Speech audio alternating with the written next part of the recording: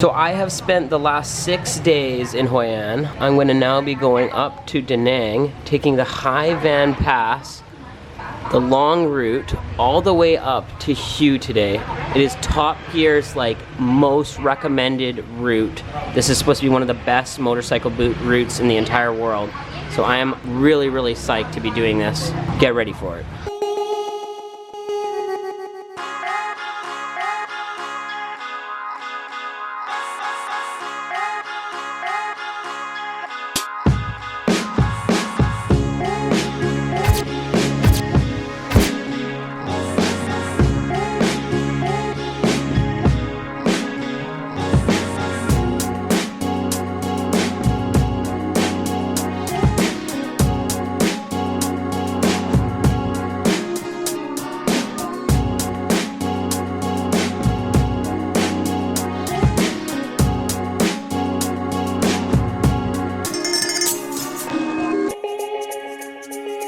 Oh my gosh, it is like seriously one of the hottest days I've ever had in Southeast Asia today. Okay, this is all done.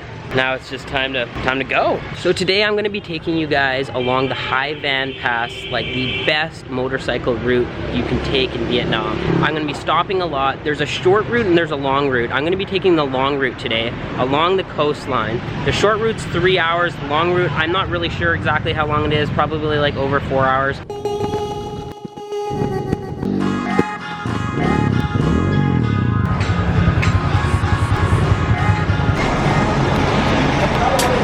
First gotta stop for gas. You can't go anywhere without gas.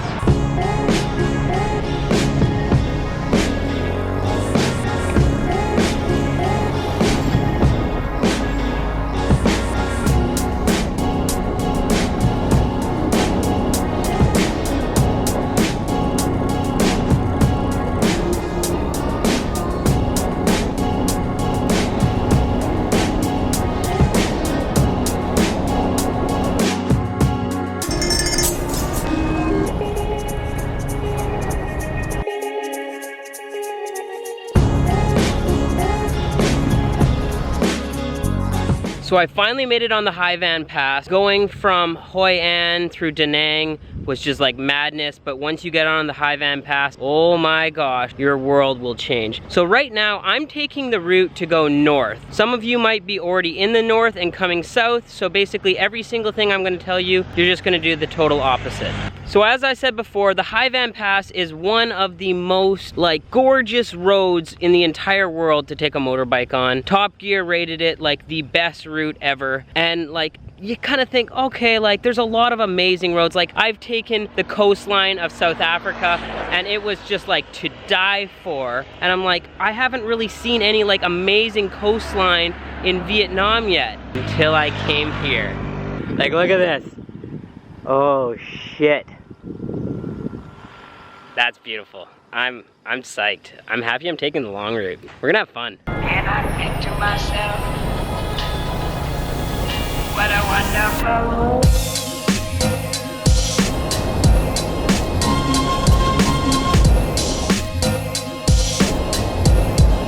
What a wonderful world.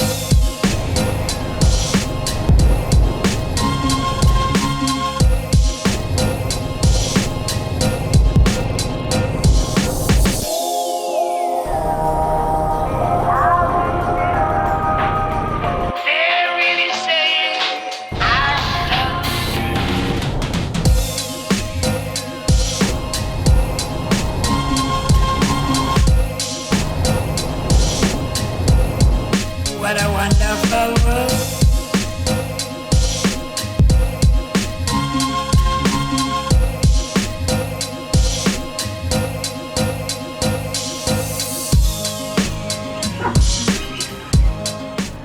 So I just arrived in Hue. It took me actually a lot longer than I expected to get here. I took the long route instead of the short route, and like the Hoi An Pass was good. It just was like the first 40 minutes was a lot of fun, and then the rest kind of turned into a highway, so it wasn't really what I expected. Like, I felt like it was like way more hyped up than it was made out to be, I guess. Like, don't get me wrong, beautiful route, really, really beautiful route. Like, gorgeous through the mountains, and like the look at the ocean and everything, that was incredible. But then it stopped like really, really, really quickly.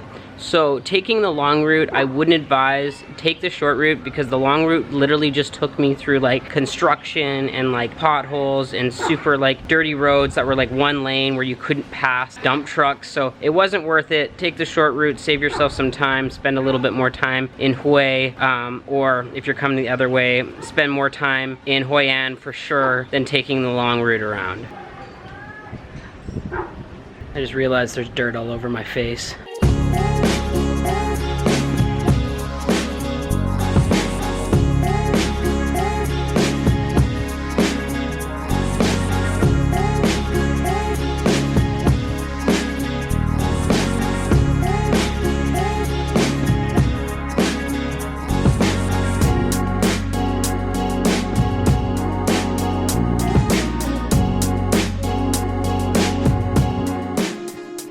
So tonight I'm gonna be staying at another hostel. It is the Hue Happy Homestay. And I was like looking on Hostel World and this place had like 1,500 reviews or something and a 9.2 rating. I've never ever seen anything like that like before. That's extremely hard to get. So I was like, why does this place have such an incredible rating? I don't understand, because I was looking through the pictures and stuff. It's nothing modern, it's nothing special at all. It's literally like just a simple bed. It's pretty like rundown and old. I'm like, why do people love this? And then I arrived and I totally got why. The owner of this place is literally like a gem. I walk into the door, he pours me a cool glass of water, gets me a big fresh bowl of fruit like bananas and watermelon. He helps me take my bag off, you know, all my bungee cords. The guy's, and it's just insanely nice, like crazy, crazy nice. So if this is already happening like literally 5 minutes into walking into that place, it's gonna be a good time. It's gonna be a good stay. So if you're in Hue, maybe stay at the Hue Happy Homestay. So far my experience has been amazing. I don't know whether this city is called Hue or Hue. I'm assuming it's not Hue because that sounds like way too English. So I'm gonna go Hue. So if I keep saying Hue, I apologize.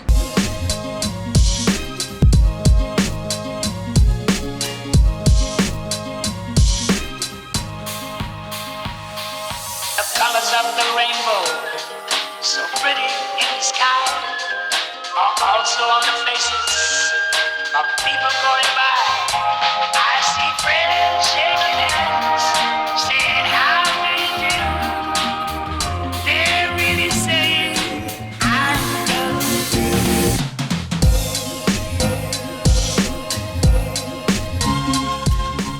This Hue place is actually a really nice little town. I wasn't really expecting it to be this big, but it's quite huge. And they have an area that's specifically called walking area. Walking areas are not a thing in Southeast Asia because people don't really like to walk. And then anywhere there is spots to walk, there's just like scooters parked basically, or someone selling crap on the side of the road. So this really beautiful park, it's called the walking area. You're allowed to walk here, pretty dope. My very first tip for you guys is to research your motorcycle route. So with me, I was starting in Ho Chi Minh City. I was making my way up to Hoi An, and I was like, I'm gonna take the coast. Why wouldn't I take the coast? I took the coast in South Africa. Basically, the way South Africa is designed, at least Cape Town, they freaking have roads that are all along the coastline, and it's just like the most gorgeous views you've ever seen in your entire life. So I was like, well, Vietnam has to be the exact same. Wrong. Up the coastline is just a massive highway. There's trucks, there's cars, there's a crap ton of motorbikes. It is not the beautiful Vietnam that you expect to see on a motorbike. What you're gonna wanna take is the Ho Chi Minh Trail. Stay on the Ho Chi Minh Trail for as long as possible. Do not take the coast. It is an absolute gong show, and it is not even like the actual coast. It looks like it's along the coast, but really it's just like a giant highway like close to the coast, and you actually don't really see much of the coast of Vietnam at all. So take the Ho Chi Minh Trail. You're gonna see beautiful greenery, every shade of green possible. You're gonna see lakes, you're gonna see rivers, and it's literally just you on the road. So that is my tip for you, Ho Chi Minh Trail, when you are motorbiking across Vietnam. My next tip for all of you guys is you're gonna wanna fill up your motorbike tank every 75 to 100 kilometers. Now that is obviously not like 100% necessary. You can go way beyond that. But when you start going through the Ho Chi Minh Trail, there are parts that like there just aren't any gas stations. You're literally just like you and the road and just like the jungle. So just be smart and fill up every 75 to 100 kilometers. You wouldn't believe how many people run out of gas in the middle of nowhere, and I don't want that to happen to you guys. So make sure to always fill up your tank. I use my little thing, I don't know what the hell it's called, where you spin and it shows how many miles you've went. I reset that every single time before I fill up my tank, so I know exactly how many kilometers I've driven, and then I'll reset it every single time when my tank is full. My third tip for you guys is you're gonna have to get a lot of oil changes. The route from Hanoi to Ho Chi Minh City is about 2,000 kilometers. You're gonna want to get a oil change every 300 to 500 depending on how many kilometers are on your bike and how old your bike is. If you have a really old bike, you're gonna wanna get it probably around every 300-ish kilometers. If you have quite a newer bike, like I'm driving like a 2017 bike, so it's literally brand new, only has 6,000 kilometers on it, I'm able to get away with changing my oil every 500 kilometers or so. When they're changing your oil, make sure to also get them to like lube your chain and then also check your tire pressure. They kind of do that anyway, but just make sure to double check that they're going through and inspecting everything about your bike. You don't want to be breaking down in the middle of the jungle where no one is. That would be a horrible end to your trip. That thing that's right next to your thumb, your horn, make sure to use that like crazy. Like literally your horn is more important than your brakes sometimes in Southeast Asia. That horn should be used for everything. Whether you're turning right, you're turning left, you are passing someone, if you're saying hello to someone, if someone's in your way, literally have your hand ready to push that horn constantly. The reason I urge you to use your horn so much is in Southeast Asia, they don't really go through like proper driver educational type of stuff like we have to do in North America. So people don't really know how to check their mirrors or really give a crap, and they don't really know how to check their blind spot. That's just like not a thing people are taught. So like through intersections and stuff, they'll just go, and if you're in their way, you're gonna hit them. So that's why I say like use your horn, because people pay attention to a horn. If you're passing them, they know that you're beside them. If you're turning right, they know that you want to turn right. It's like the international way of just letting people know that you exist and you're on a bike. So just use your horn like crazy. It will probably save your life here. Two apps that you must download are Google Maps and Maps.me. Most travelers have these, but if you've never heard of either of them, make sure to download them. And you're gonna want to go to the settings and download offline maps. This will ensure that you're not wasting any data and that your maps are always there whenever you need them. No Wi-Fi or data or anything is needed because you've downloaded them. Both of these apps have very up-to-date maps, but they both kind of do different things, and sometimes one will take you in a totally wrong direction and the other one is correct, so I kind of swap between the both of them. And whenever you're using them, if you find something really, really cool, make sure to star it or favorite it, because then you can have all these little starred and favorited places, and then you can share them with other travelers, and I've done it, and I've gotten other people's shared places, so it's just like an awesome way to kind of like share your experiences with other people and let them know whether you had a really good meal somewhere, or you had a really good mechanic, or you stayed in an awesome hostel. My sixth tip, I think we're on 6 right now. Make sure to always ride with someone. I know you can't always do it. Like right now, I'm riding alone, so it's kind of bad that I'm recommending this, but I really wish I was riding with someone else. It just didn't work out in my cards. But if you can find other riding buddies, even if you like don't necessarily like super like them, you should still ride with someone, because if something happens to you, you need that support. So it's like, it's not even like you have to like talk to them while you're riding. You just know that they're there if anything bad happens, whether your bike breaks down or you get in an accident. I've heard of like some really crazy accidents in Vietnam where like this one kid, he went around the corner, he braked and he fell, and basically his leg was like so broken that like the bone was showing, and no one was around. Literally no one came to help him for like over half an hour. And so like I couldn't even imagine that happening and how painful that would be. So just like make sure to try to ride with other people. It's just way safer and you'll just feel a lot more comfortable, and it's funner to go through this experience with someone else than it is to go alone.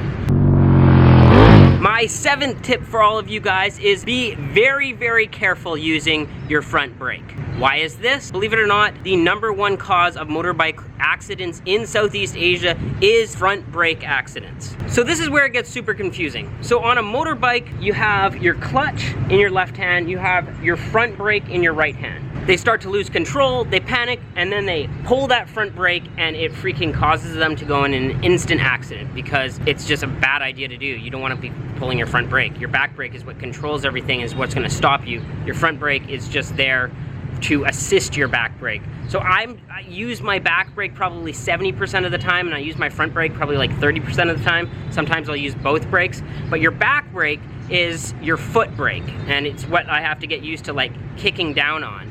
And so it's kind of weird to go from like using your right hand to using your right foot, but get used to like using that right foot to slow yourself down. I don't want you going around one of those crazy windy corners and using your front brake to slow down, because you will get in an accident and it's super, super dangerous.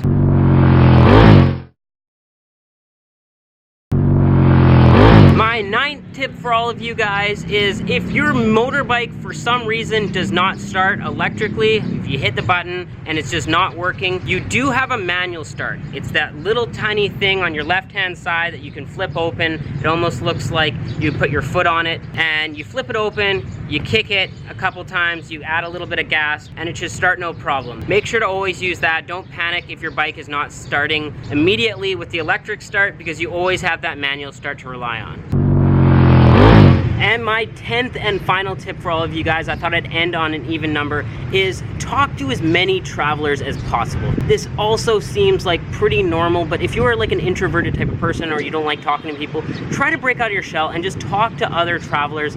They're also solo, and a lot of them are just the exact same as you. They're just looking for tips and like things to do, and it's a much easier way to travel if you're talking to other people and getting recommendations from them. I have saved so much money by just asking people like, oh, how was that excursion? Oh, it was total garbage. Sweet, now I know I shouldn't be going to that excursion. Or, how was that restaurant? It was amazing, we paid next to nothing and we got all of this. I gotta eat there. So it's just like, make sure to talk to as many people as possible. If you are introverted, or if you just don't connect with people, or if it's just not a very social hostel, use Vietnam Chronicle. It is one of the best online websites in the world for Vietnam. It will tell you where to stay, what to eat, what to do. It is an incredible website. I have linked it below. Check it out. That is all my tips for you guys. I hope it helped you out. I'm gonna finish walking around Hue. I love each and every single one of you guys. Stay focused, my friends. Please like, subscribe, and turn on your notifications to receive a brand new video every single day.